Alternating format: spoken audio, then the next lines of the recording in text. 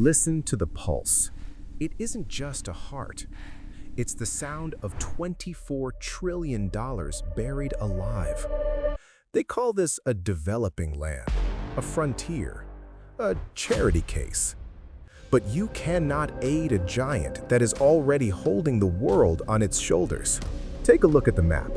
Under that layer is about a third of all the minerals on the planet. It has a huge amount of fertile land, 60% of its total area. The cobalt in your hand, the gold on your wrist, the lithium in your future, it all speaks an African language.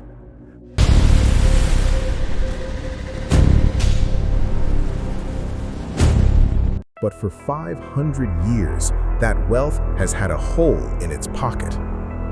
12 million souls stolen across the Atlantic. Millions more disappeared into the sands of the East. A continent that has lost its strongest people, only to be told it's weak. Have a look at the satellite feed. The world glows with the energy we provide, while we sit in the shadow of our own success. A child digs for the battery that powers a city they will never see.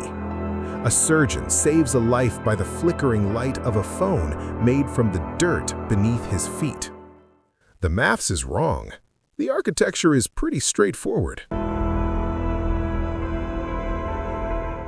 Car elle est l'appel à la raison et à la conscience universelle. Le drame de l'Afrique, c'est que l'homme africain n'est pas assez entré dans l'histoire. Le paysan africain, qui depuis des millénaires vit avec les saisons, dont l'idéal de vie est d'être en harmonie avec la nature, ne connaît que l'éternel recommencement temps, rythmé par la répétition sans fin des mêmes gestes et des mêmes paroles. Dans cet imaginaire où tout recommence toujours, il n'y a de place ni pour l'aventure humaine, ni pour l'idée de progrès. We're told we lack vision, but our history shows that the pyramids were built when the North was still in caves. We're told we lack human capital, but our doctors and engineers are the backbone of every ward and tech hub. The brain drain isn't just a leak, it's a flood, and it was designed that way.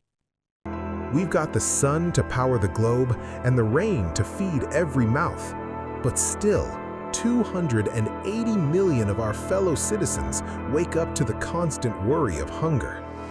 It's the great paradox, to be the source of everything and the owner of nothing.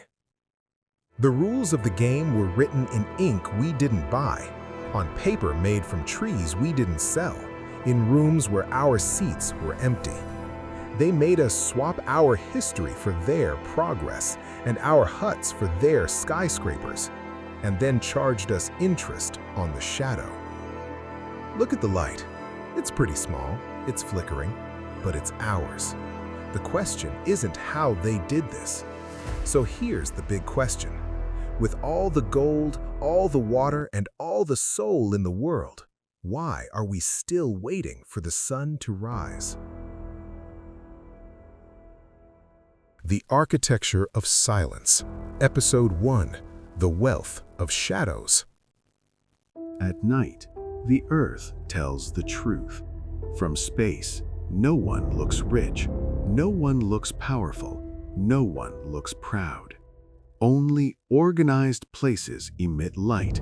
Where there is no electricity, there is no industry. No industry, no scale. No scale, no development. Electricity is not comfort, it is coordination. It means someone planned yesterday for something that would work today. Darkness, on the other hand, is not an accident. It is what remains when decisions never compound. We are told Africa is poor, but poverty is not something you are, it is something you end up with. Africa did not start poor. So the question is not, why is Africa still not developed? The real question is more disturbing. How does a place this rich fail so consistently to transform itself? Camarades, j'ai quelques questions donc de ma génération, mille et une questions qu'on se pose. Mais nous n'avons pas de réponse. Et il se trouve qu'ici, nous pouvons laver donc notre linge sale parce qu'on se sent en famille. Les questions que mes générations se posent sont les suivantes, si je peux me résumer.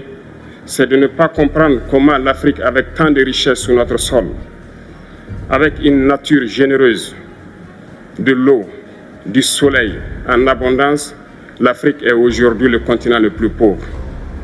L'Afrique est un continent affamé. Et comment se fait-il que les chefs d'État traversent donc le monde à mendier? Africa is not missing resources. One can argue it has too many. So if Africa is associated with poverty, instability, or underdevelopment, the explanation must be structural, not natural. See it for yourself. Able hands are here. Gold is here. The majority of cobalt, a metal now essential to batteries, phones, and electric cars. Yet, no African country produces an electric vehicle, no major phone brand, no major battery giant. Oil, gas, fertile land, sunlight, rivers, the list goes on. You name it, Africa has it. If development were automatic, it would lead. What is missing is not matter, it is leverage. Raw cocoa has no power, chocolate does. Cocoa does not dictate the market, chocolate does. Crude oil has no voice, refined fuel does. Crude oil does not set the geopolitical agenda, refined fuel does. Logs are silent, furnitures dazzle. 60% of the world's uncultivated arable land is in Africa, enough to feed the planet, yet the continent imports food, and millions remain undernourished. This does not look like a paradox, but more like a business model. Development begins the moment raw things stop leaving unchanged. This brings us to the uncomfortable definition of trade. Africa exports what it does not control, and it imports what controls it. It exports the soil, it imports the screen, it exports the energy, it imports the debt. Présenter des montages financiers alléchants, des dossiers. Nous sommes endettés pour 50 ans, 60 ans, même plus. C'est-à-dire que l'on nous a amenés à compromettre nos peuples pendant 50 ans et plus. Une reconquête savamment organisée pour que l'Afrique, sa croissance, son développement obéissent à des paliers, à des normes qui nous sont totalement étrangères. Faisant en sorte que chacun de nous devienne l'esclave financier, c'est-à-dire l'esclave tout court, de ceux qui ont eu l'opportunité, la ruse, la fourberie de placer les fonds chez nous avec l'obligation de rembourser. People call this trade, but trade implies symmetry, leverage.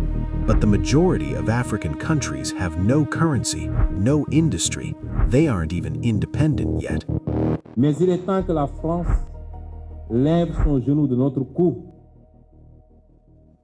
7 siècles de misère fait de traite humaine, de colonisation et aujourd'hui de néocolonisation, cela suffit. Il est temps que la France nous foute la paix. So let's call it something else. And then there is the most volatile resource of all, time.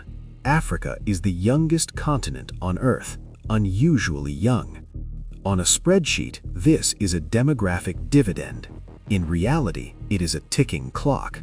Youth is kinetic energy. It needs a conduit. When you block that energy, it doesn't just disappear. It turns into heat. It turns into exit.